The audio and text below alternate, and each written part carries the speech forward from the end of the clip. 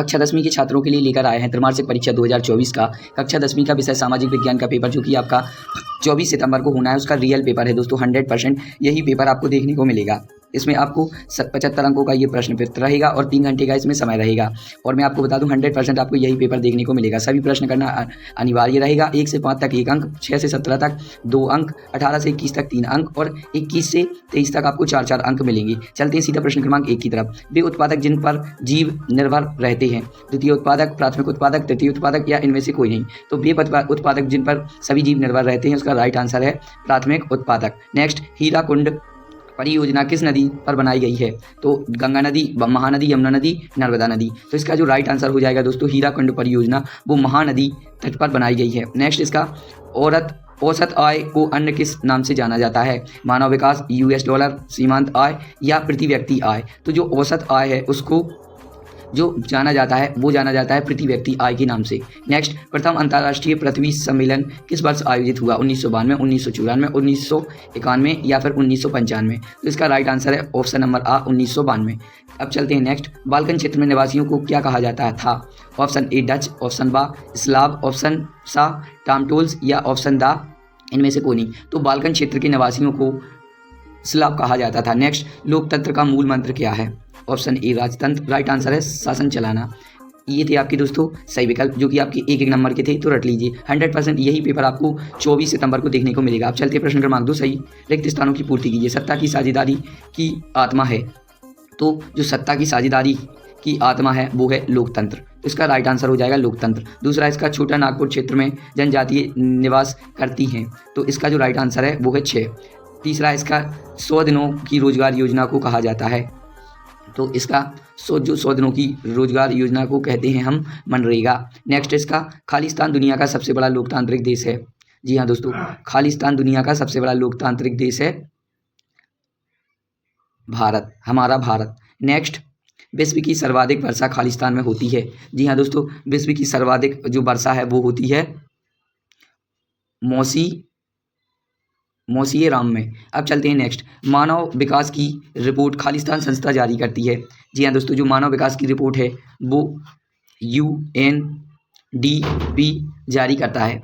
तो ये संस्था जारी करता है। अब चलते हैं अगले प्रश्न की तरफ। तो मैं आपको बता दूं कक्षा 10वीं का विषय का पेपर है आपका रियल पेपर 100%। अब चलते हैं सही जोड़ी। ये आपका पहले का जो राइट आंसर है वो हो जाएगा बिहार, और जो दूसरे का राइट आंसर है दोस्तों वो हो जाएगा आपका एकात्मक शासन व्यवस्था, रोलेट एक्ट। तो जो दूसरे का राइट आंसर, ये चौथे का हो जाएगा गा, और ये नेक्स्ट इसका हो जाएगा पहले का खा, और चौथे का हो जाएगा गा, और ये पांचवें का हो जाएगा आपका घा 1833, और आपका छठे का हो जाएगा का उत्तराखंड, और आपका जो ये श्रीलंका है ये हो जाएगा आपका दूसरे का, और ये तीसरे का हो जाएगा बेल्जियम। तो ये थी आपकी सही जोड़ी। ये प्रत्येक सही जोड़ी पर 1-1 अंक आपका आवंटित है, 1-1 अंक आपको मिलेगा। अब चलते हैं प्रश्न क्रमांक 4 की तरफ। एक शब्द वाक्य में उत्तर दीजिए। पूर्ण स्वतंत्रता का प्रस्ताव कब पारित हुआ था? तो जो पूर्ण स्वतंत्रता का प्रस्ताव है वो 19 दिसंबर 1929 को हुआ था। नेक्स्ट, लोकतांत्रिक सरकार किसके प्रति उत्तरदायी होती है? तो इसका राइट आंसर है जनता के प्रति। नेक्स्ट है इसका, कृषि क्षेत्र में कौन सी बेरोजगारी पाई जाती है? जी हाँ दोस्तों, कृषि क्षेत्र में प्रच्छन्न बेरोजगारी पाई जाती है। टिहरी में किसानों द्वारा कौन सा आंदोलन चलाया गया था? जी हाँ दोस्तों, टिहरी में एक आंदोलन चलाया गया था, उसका नाम है बीज बचाओ आंदोलन। तो इसका राइट आंसर है ये। अब चलते हैं नेक्स्ट, आधुनिक भारत का मंदिर बांधों को किसने कहा था? आधुनिक भारत का मंदिर बांधों को किसने कहा था? तो इसका राइट आंसर है पंडित जवाहरलाल नेहरू जी ने कहा था। जी हाँ दोस्तों, आधुनिक भारत का मंदिर बांधों को किसने कहा था? पंडित जवाहरलाल नेहरू ने। नेक्स्ट, रोलेट एक्ट कब पारित हुआ? तो ये हुआ था आपका 18 मार्च 1919 को। अब चलते हैं नेक्स्ट, प्रश्न क्रमांक 5। सत्य का चयन करके लिखिए। भारतीय वन्य जीव अधिनियम 1972 में लागू किया गया। ये सत्य है। भारत में मुख्य निर्वाचन आयोग का कार्यकाल भोपाल में है। ये आपका असत्य है। नेपोलियन का पतन 1813 में हुआ। सत्य। चौथा आपका ये भी सत्य। पांचवा है आपका श्रीलंका गृह युद्ध की समाप्ति 2009 में हुई। ये भी सत्य। और छठा है आपका मानव विकास सूचांक को HDI कहते हैं, ये भी आपका सत्य। अब चलते हैं नेक्स्ट। ये आपका प्रश्न क्रमांक 6, मृदा संरक्षण के कोई 2 उपाय अथवा जलोढ़ मृदा कोई 2 विशेषताएं।